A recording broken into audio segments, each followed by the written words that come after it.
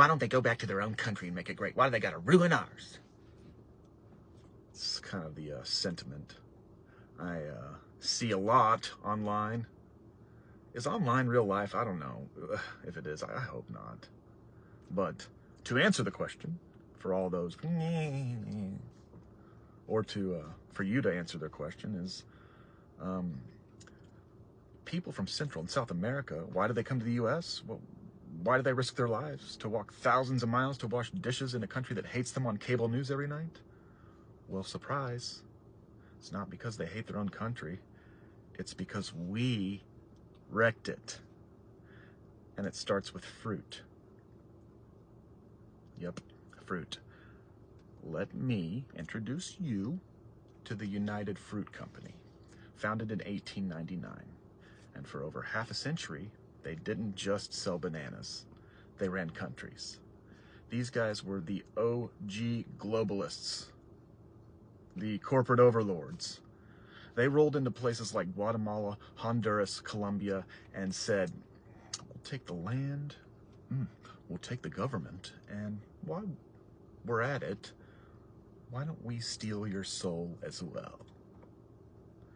They tore down rainforests like they were pulling up weeds, built railroads, not for people, but to ship bananas to Ohio. They paid locals starvation wages and called it development. And if someone said, hey, this isn't fair, they had a solution. They'd buy off the government or install a new one. Like in Guatemala, 1954, President Jacobo Arbenz tried to do something wild. He gave unused farmlands back to poor people. Not mansions or oil fields, just land that United Fruit wasn't even using. But United Fruit freaked out like someone had tried to tax Elon Musk. They screamed, "Communism!" and ran to Uncle Sam. You know what happened next? The CIA, being the overachievers that they are, launched Operation PBS Success. They overthrew Arbenz and threw the country into a civil war that lasted 36 years. Over 200,000 people died, and that was just Guatemala. Also, Becky could have banana pancakes in February. After that, the region collapsed into chaos. People couldn't survive on banana wages anymore, so they started growing something else that Americans love. You know what I'm getting at here, right? Drogas.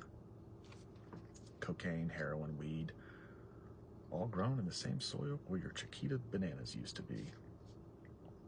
America got a huge appetite, and whether it's tropical fruit, illegal drugs, or reality TV about drug dealers, we don't care where it comes from as long as it shows up on time and under budget. So now you've got cartels, violence, and gangs like MS-13, which, fun fact, started in Los Angeles, got deported back to El Salvador, and then took over like a violent franchise. And if you're just a regular person trying to survive this mess, guess what? You flee.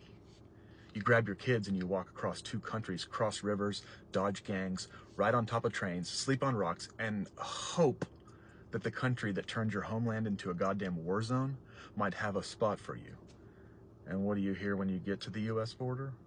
Why don't they stay in their own country? Because we wrecked it, Todd. We destroyed the land. We installed dictators. We outsourced violence and called it foreign policy. We traded their forests for our fruit bowls, and we're still doing it. Americans still expect tropical fruit year-round like it's a constitutional right. Pineapples in Pittsburgh, mangoes in Montana, papayas in fucking Portland. Becky needs her smoothie. Bryce needs his acai bowl. Karen says her pineapple cleanse cured her gluten sensitivity and her husband's erectile dysfunction. This isn't immigration. It's blowback.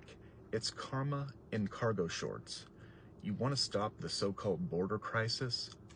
Put down the banana. Stop voting for war-hungry fruit barons and let the rainforest grow the fuck back.